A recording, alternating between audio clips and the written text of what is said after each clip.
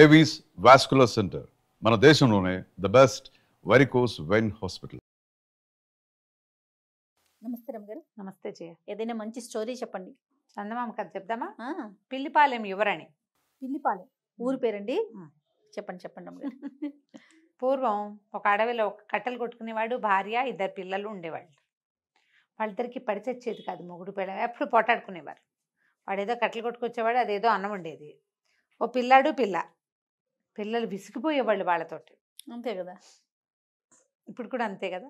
ఇప్పుడు చూడు, ఈ కథని వాళ్ళ జీవితానికి కనుక మనం దానికి అన్వయించుకుంటే, ఇలా అమ్మా నాన్న చెరో పక్కకి లేచక్కపోతే పిల్లల పరిస్థితి ఏంటి? ఎంత కష్టమో పాపం కదా. ఈ కథ అదే. అయితే ఏమైంది, కొట్టుకునేవాళ్ళు, ఎట్టా కలిసి ఉండేవాళ్ళు. కొంతకాలం పోయాక పిల్లకి 10-12 ఏళ్ళు వచ్చినాయి, పిల్లాడికి 15 ఏళ్ళు వచ్చినాయి. ఇంతంత పిల్లలు అయ్యాక అసలు కొట్టుకోవచ్చా? ఎవరో ఒకళ్ళు రాజీ పడాలా, లేదా ఇద్దరూ రాజీ పడాలి. కొట్టుకుని ఆడన్నట్ట నీతో కాపురం చేసే బదులు అడవిలో కట్టలు కొట్టుకోవటం నయం అని వెళ్ళిపోయేట. ఉత్తరం వైపుకి ఆయన వెళ్ళిపోతే, నేను మాత్రం ఉంటానా, నేనేముంటాను, నీతో పాటు నేను పోతే పో, నేను కూడా పోతానని పెళ్ళాన్ని దక్షిణం వైపుకి వెళ్ళిపోయింది. చెరో దిక్కు వెళ్ళిపోయారు. ఈ ఇంట్లో వీళ్ళకు ఒక పూరి గుడిసె, ఒక ఆవు, ఒక పిల్లి అంతే ఉన్నాయి వాళ్ళకి.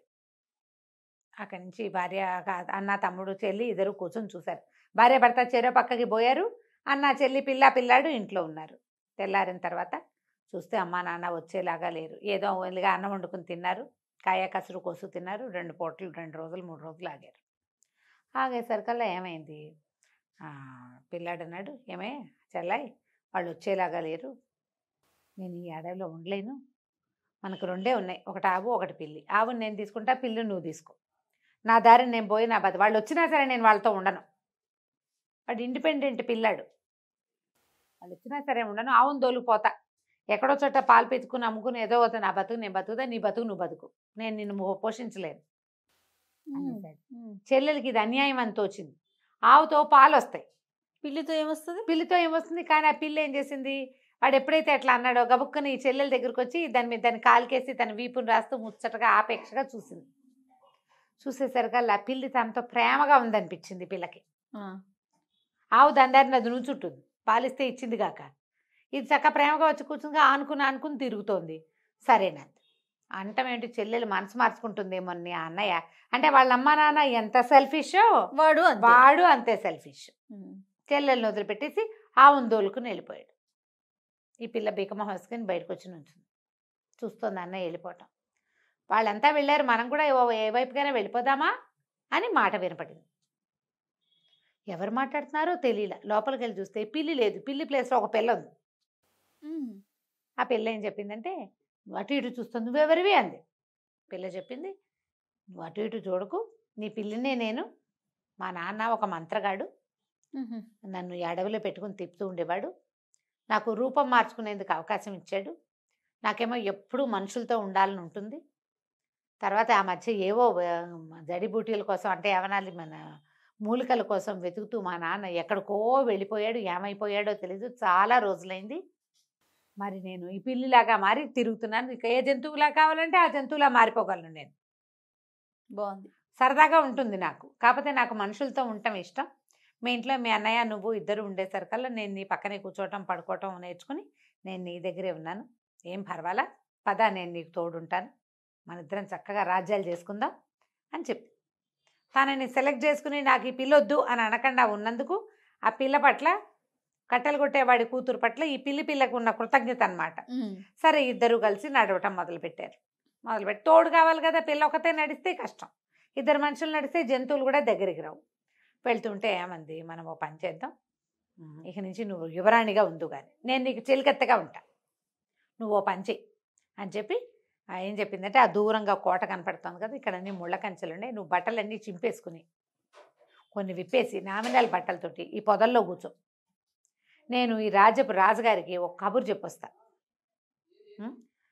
అప్పటిదాకా నువ్వు ఇక్కడే కూర్చో అని చెప్పేసి ఆ పిల్లని ఆ పైన ఉన్న లంగా ఓణి 12-13 ఏళ్ళ పిల్ల కదా అది తీసేసి లోపల బట్టలతోటి ఆ పిల్లని ఆ పొదల్లో కూర్చోబెట్టింది. నేను వచ్చి పిలుస్తా, అందాక భద్రంగా కూర్చో అని చెప్పింది. బయటకు వచ్చి ఏనుగులాగా మారిపోయి పిల్ల మారిపోతుంది కదా, మంత్రగాడి కూతురు.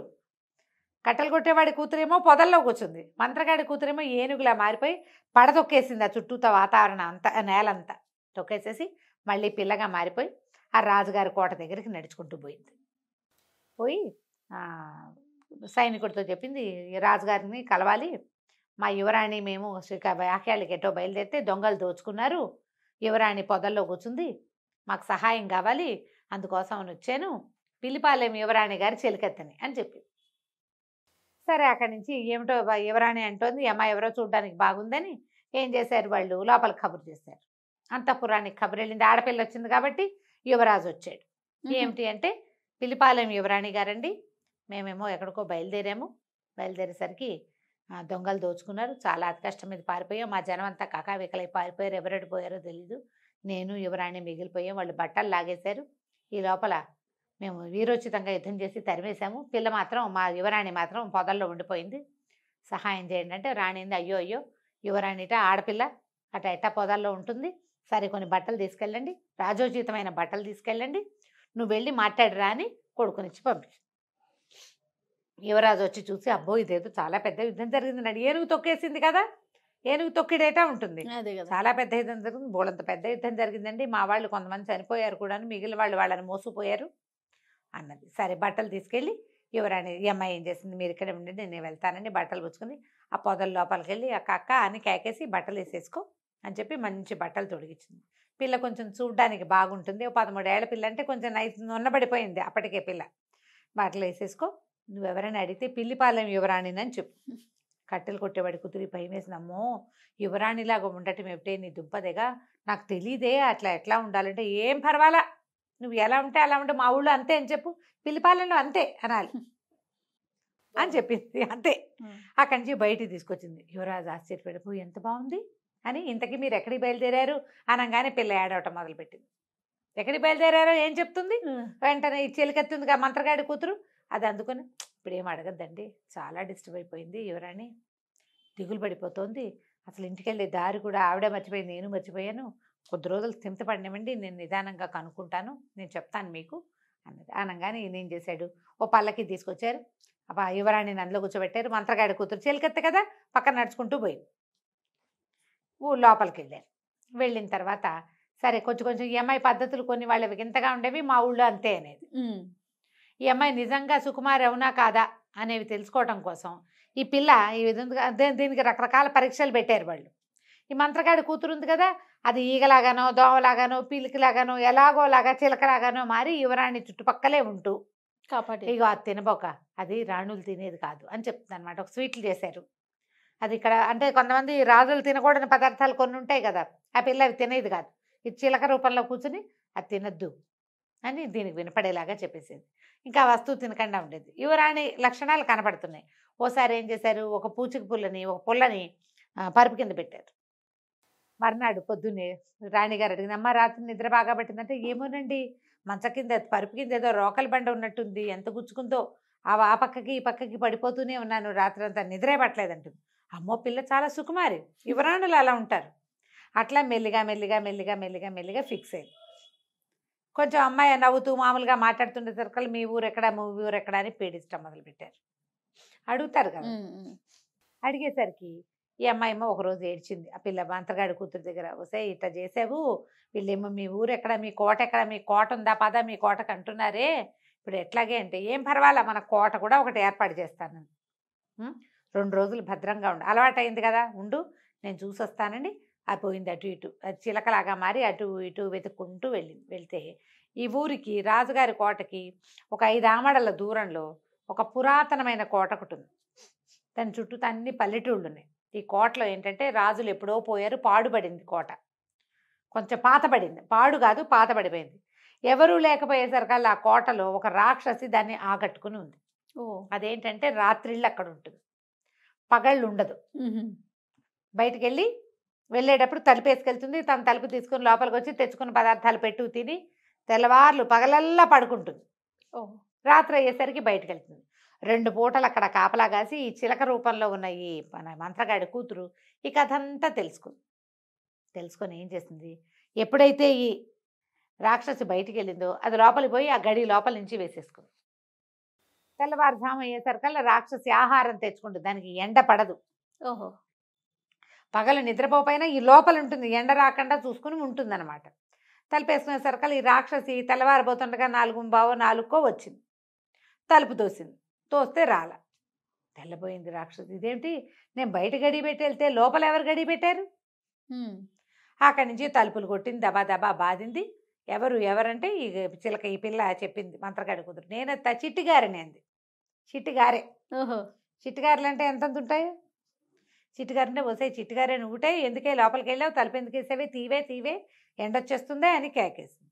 ఎండ రావడానికి ఏముంది లేదు, నా సంగతి వినవా, నా కథ విన్నాక తలుపు తీస్తా. సరే ఏమిటి కథ అంటే, నేనేమో మొదట పప్పుని, నేను గింజని, నన్ను దంచారు, చెరిగాక నానబెట్టారు, తర్వాత పొట్టు తీశారు, ఆ తర్వాత రుబ్బారు, రుబ్బి రుబ్బి రుబ్బి రుబ్బి అని చెప్తే సర్కాలు నువ్వు నీ రుబ్బుడు తగలయ్యా, ఆపవే కథ, తలుపు తీవేను. చీచి నా కథ డిస్టర్బ్ చేసావు, ఉండు అసలు నేను సంగతి చెప్పాలని మళ్ళీ స్టార్ట్ చేసింది. నేనేమో మొదటి గింజని, నన్నేమో దంచారు, నన్నేమో చెరిగారు, నన్నేమో ఆ తర్వాత నానబెట్టాక పొట్టు తీశాక రుబ్బి రుబ్బి రుబ్బి అని చెప్పడం వల్ల రుబ్బడంలోనే ఉంది. వసే నీ కథ ఎప్పటికీ అవదేమిటే అనగా నన్ను డిస్టర్బ్ చేసావు, నేను మొదటి నుంచి చెప్తాను మళ్ళీ మొదలు. ఇక ఎన్నిసార్లు చెప్పిందో, నేను మొదటి గింజని దగ్గర స్టార్ట్ చేస్తుంది. ఈ లోపల ఏమైంది, ఓ పక్కన అదేమో ఎండాకాలం, శీతాకాలం అయితే సూర్యుడు నిదానంగా వస్తాడు.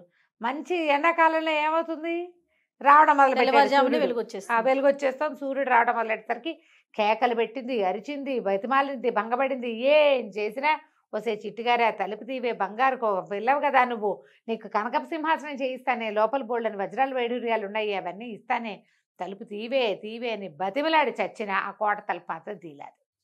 ఇంతలో బాగా ఎండొచ్చి, సూర్యుడు కనపడేసరికల్లా ఈ నుంచున్న రాకాసంతా ఇట్లా కరిగి ప్రవహించేసి ముద్దలా తయారైంది, బూడిదైపోయింది. అది ఎండ పడితే బతకదు. పూర్తిగా గొడవ బయట సందడంతా సమసిపోయాక అప్పుడు తలుపు తీసి చూస్తే ఇంకేముంది, మొత్తం పెద్ద బూడిద గుట్టుంది. ఇదేం చేసింది, లోపల నుంచి చెంబులతో బిందెలతో నీళ్లు తెచ్చి మొత్తం నీళ్ళన్నీ దిమ్మరించి ఆ బూడిదంతా తడిపేసేసి మట్టిలో కలిపేసేసి బార్లా తలుపు తీసి పెట్టింది కోటకి. అక్కడి నుంచి కోటలో అక్కడక్కడ ఉన్న రకరకాల గంటలు అవి ఇవి వెళ్లాడేసి ఉన్నాయి. లోపల బోల్డ్ అంత సంపద ఉంది. ముందున్న సంపదే కాకుండా ఈ రాకాసి ఏర్పరిచి పెట్టిన సంపద కూడా బోల్డ్ అంత ఉంది.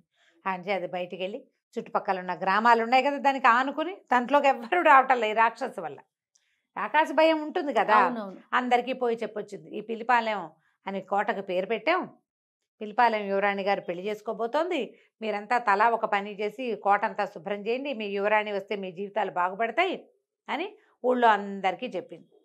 గంటలు మోగుతున్నాయి కాదు, లోపల ఒక గుడి కూడా ఉంది. ఆ గుడి తలుపు తీసి ఆ గుడిలో గంటలు కూడా కొట్టింది.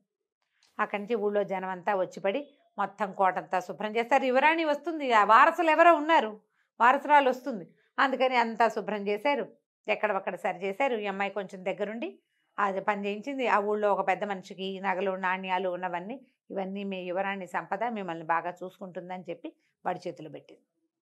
అక్కడి నుంచి చిలకలాగా మారి ఎగురుకుంటూ వచ్చేసేసి మంత్రగాడికి, అదే మన కొట్టలు కొట్టేవాడి కూతురు చెప్పింది, నువ్వు పిల్లిపాలెం యువరాణివి, నీకు పిల్లిపాలెం కోట కూడా సిద్ధమైంది, నీకు వచ్చిన భయమేమీ లేదు, మీ ఇల్లు ఎక్కడ అంటే తీసుకెళ్ళి చూపిద్దాం, పెళ్లి చేసుకుంటానంటే చేసుకుంటూ కానీ అన్నది. ఇంతలో రాజకుమారుడి పిల్లని చేసుకుంటానన్నాడు. ఈ అమ్మాయికి తెలుసు రాజకుమారుడు ఎంతసేపు వచ్చి చూస్తూ ఉండేవాడు, అబ్బాయిలు చూసే చూపులు ఆడపిల్లలకు తెలియకుండా ఉండవు.